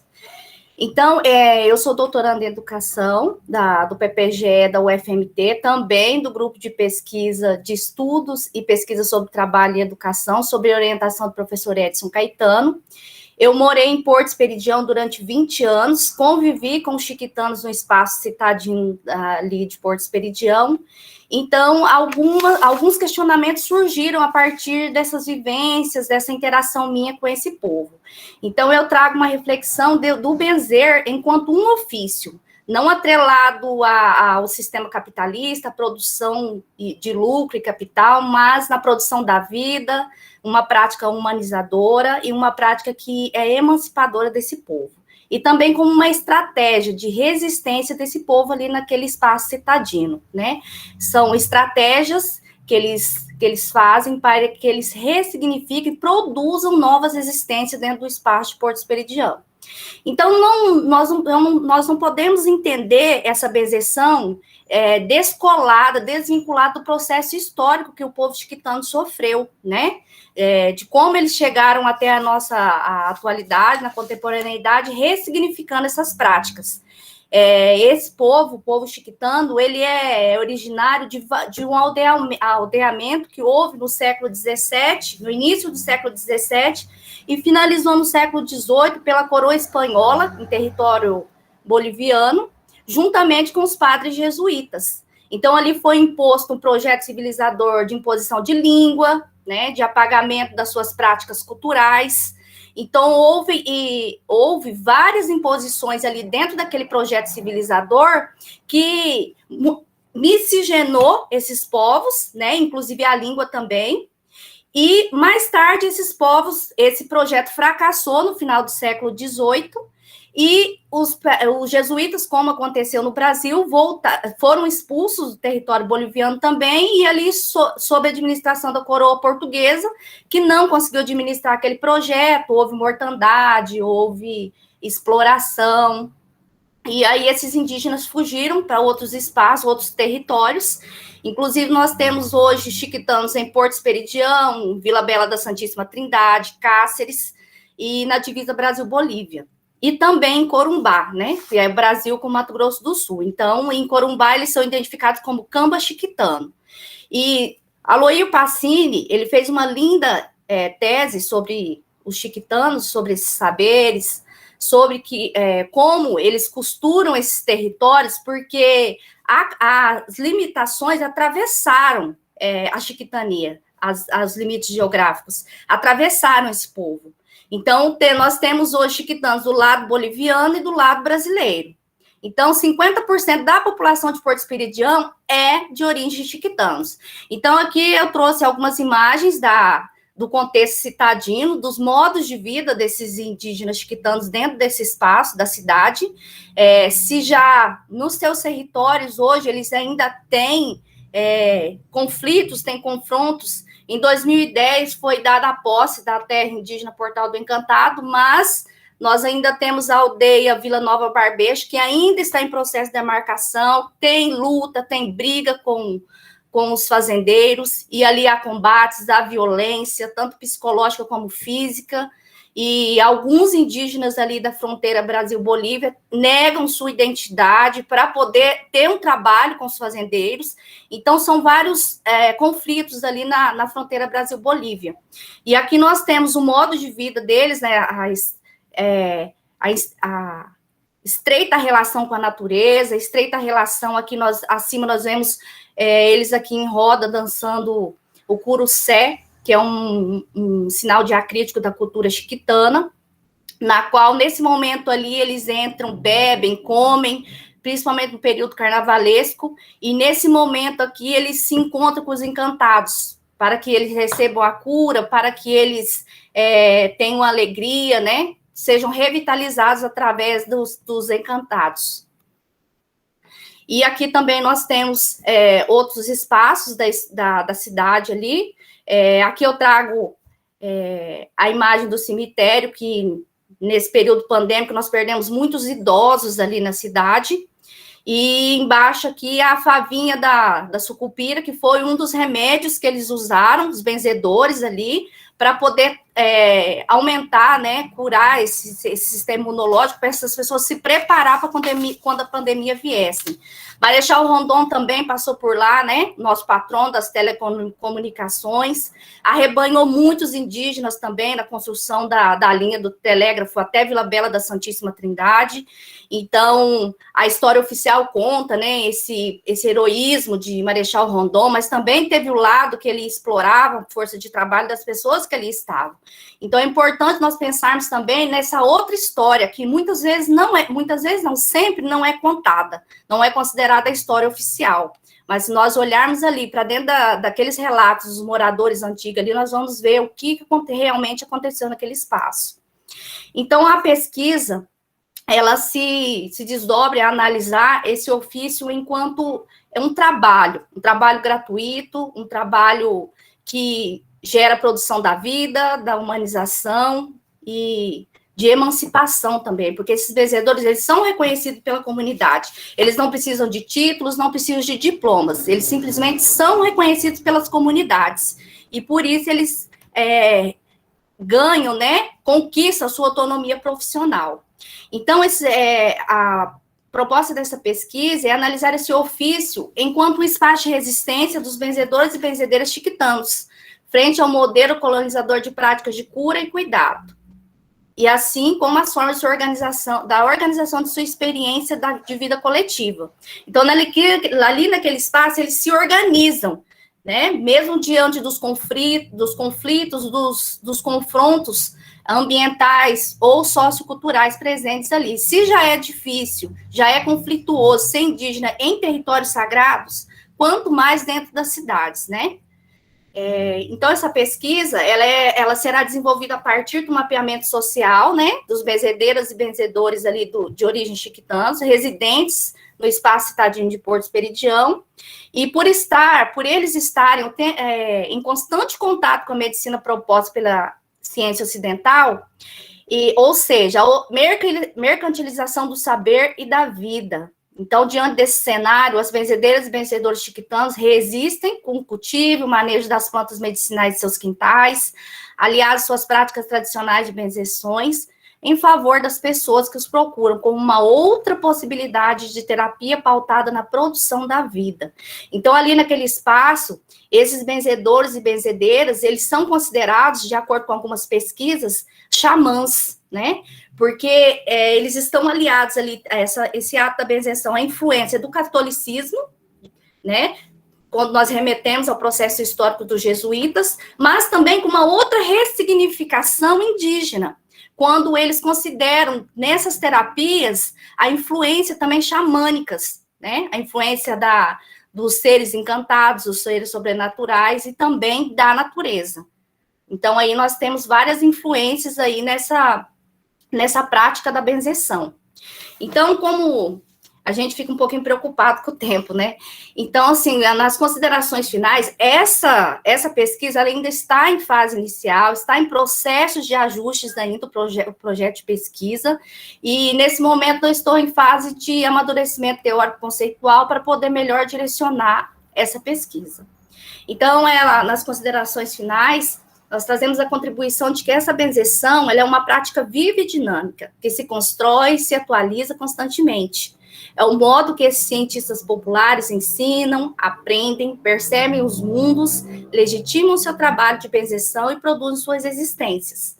A tradição oral permite que os mesmos vivenciem, recriem e compartilhem esse ofício.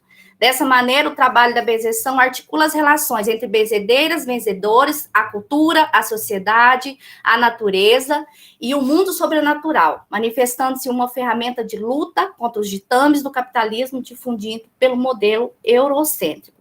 Então, para entender a benzeção dos chiquitanos, nós devemos analisar todas as dimensões da existência humana. Muitas vezes nós olhamos para essa benzeção com um outro olhar, né? Mas eu digo que nessa pesquisa, primeiro eu tive que decolonizar o meu olhar de pesquisadora. Por quê? Olhar para essa benzeção não com o sentido de crendice ou folclorização, mas uma prática que se perpetua já há muitos tempos, ela se ressignifica, não está presa ao passado, mas está em constante movimento. De acordo com os conflitos, com os confrontos, esses benzedores e benzedeiras chiquitanos vão ressignificando as suas práticas, pautada na tradição oral. Então, a partir da benzeção, nós podemos pensar outras educações possíveis, né? Como a pedagogia da palavra, né? Que esses saberes tradicionais, as práticas, como cultivar, como benzer, em que lugar que é o propício, mais apropriado para realizar o ato da benzeção. Isso tudo é passado na tradição oral, que é muito forte dentro da cultura indígena, e inclusive nos chiquitanos, pois a maioria dos benzedores e benzedeiras não são alfabetizados, então a oralidade é muito latente. E a pedagogia dos encantados também, durante o ato de benzeção, durante o curucé, em que esses benzedores vão para as rodas dos curucés, para as cirandas, puxar as rezas, puxar os cânticos, e também propiciar, mediar esse encontro das pessoas com os encantados ali no momento da ciranda do curucé. E como a colega Mai Mascarenhas anteriormente bem frisou, né, a pedagogia das florestas, dos quintais, das plantas, que a professora Maria Bethânia bem explicita sobre essa outra forma de olhar esses quintais, essas plantas professoras, e tenho aprendido muito com ela, de que forma, né, de qual metodologia esses benzedores e benzedeiras se direcionam para elaborar esses saberes. E também a pedagogia da ancestralidade, na qual as pessoas remontam, né, as práticas, como os seus antepassados faziam, e vão ressignificando de acordo com a atualidade. Tudo isso, a benzeção atrelada a todas essas pedagogias por laços da solidariedade, pelo senso da coletividade. Aqui estão minhas referências, né? Nós vamos trabalhando mais com teóricos da perspectiva dos saberes da experiência que se exercita no cotidiano, na forma de que nós podemos adentrar nesse concreto, entender essa dialética. E aqui, mais um pouquinho da imagem desse fotógrafo, ele é o Éder Marques, ele é um morador de Porto Esperidião, ganhador do Prêmio Aldir Blanc, e ele registra o cotidiano de Porto Esperidião. E eu quero agradecer pelos saberes partilhados nesse espaço. Muito obrigada. Muito obrigada, Elidiane. Fechando com chave de ouro, né, as nossas apresentações de trabalho de hoje. Eu gostaria de, primeiramente, agradecer a todos que estiveram aqui nesse momento, compartilhando suas pesquisas, suas inquietações, suas reflexões. Como bem a professora Betânia colocou aqui no chat, né, a gente está vivendo aqui uma manhã de trabalhos que estão indo na contramão dessa lógica hegemônica colonial, que ainda quer nos colocar, né, como invisibilizados, nos coloca como invisibilizados, mas a gente está indo na contramão disso, estamos na contradança, e é muito potente, né, poder fazer parte, poder receber de vocês esses saberes também, né, como interlocutores. A gente está com um tempo bem apertado, a gente queria poder discutir por horas aqui, né, cada detalhe dos trabalhos. Eu acredito que nós vamos sair daqui muito inquietos, né, atendendo a todas essas indicações, mas eu já antecipo um convite a vocês, tá? Agora, às 10 horas, logo mais, nós vamos iniciar a nossa mesa redonda com o título História Cultural e os Desafios de Pesquisas em Educação Não Escolar na Amazônia. Tenho certeza que essa mesa ela vai reverberar, né, bastante do que nós tratamos aqui nesse momento. E então estão todos convidados. Eu queria só lembrar também de vocês não esquecerem de preencher o link que o Nauto mandou da frequência, tá? Professora Betânia pediu para falar um pouquinho. Professora, a senhora ainda quer falar? Se quiser concluir, poder encerrar para a gente aqui, eu agradeço. Rapidinho, só um detalhe, eu queria agradecer também, eu sei que a professora Betânia já vai falar isso, eu acho que sim, a presença dos colegas aqui do Mato Grosso. Estamos muito felizes com essa parceria, né, com essa partilha com vocês. Eu espero que, assim, logo a gente possa fazer mais eventos juntos, que vocês venham para cá e que a gente vá para o Mato Grosso, que a gente gosta de viajar, a gente gosta de passear, só que a pandemia, né, não tem deixado a gente fazer isso. Mas muito obrigada pela presença de vocês. Então, gente, a palavra mesmo é só agradecer. Os trabalhos de vocês são maravilhosos. Essa foi uma manhã muito, muito instigante, né? Todas as pesquisas assim muito potentes. Eu fiquei assim muito pensando assim nessa dimensão, né, dos estudos culturais, assim, né, porque a gente aqui no Pará trabalha muito na pegada da história cultural, mas eu cada vez mais estou convencida que a gente também tem que dialogar com os estudos culturais, porque eles trazem para a gente essa pegada assim da intervenção, da resistência, dessa coisa de fazer alguma coisa também para mudar. E eu sinto assim que no trabalho de vocês, né, tem essa coisa assim, esse anseio de resistir, de encontro a uma lógica e de proposição de um modo ou outro de pensar. Então, eu vejo assim, essa pegada dos estudos culturais, embora você não tenha trazido esse nome, né, mas eu vejo assim, essa dimensão política da intervenção, né, que às vezes eu sinto que a gente ainda está muito, um pouco assim, na descrição dos saberes, fazendo uma sociologia das ausências, que é muito importante, porque a gente denuncia as ausências, denuncia os epistemicídios, mas é importante avançar também no sentido das proposições, das construções, né? Então, eu vejo nos trabalhos de vocês um pouco dessa dimensão, mas desse avanço epistemológico, né? É uma pena que a gente não possa mais conversar, mas como a Sabrina diz, isso é só o início de um diálogo, né? A gente pode aprofundar nessa disciplina que eu coloquei aqui no chat, e outras coisas eu fui colocando aqui no chat também, me apressando, porque não podia falar, tá? Mas eu coloquei algumas dicas aqui, e espero revê-los daqui a pouquinho, e também na disciplina, e num evento presencial, com certeza. Gratidão a todos. Muito obrigada, professora Betânia. Assim também, a gente vai continuar em contato, né? A gente tem as redes sociais do GEDA, a gente sempre está recebendo também quem quiser fazer parte do GEDA, né? Quem tiver interesse em integrar o nosso grupo, serão bem-vindos, tá? Já estão convidados. Da gente fazer também a interlocução entre grupos, que é uma coisa que muito nos interessa, né? Esse contato. Eu queria pedir a vocês, se possível, para a gente ligar a câmera para fazer uma fotinho. Tá quase todo mundo com a câmera ligada já, mas se puder ligar, a gente vai fazer a foto aqui de encerramento.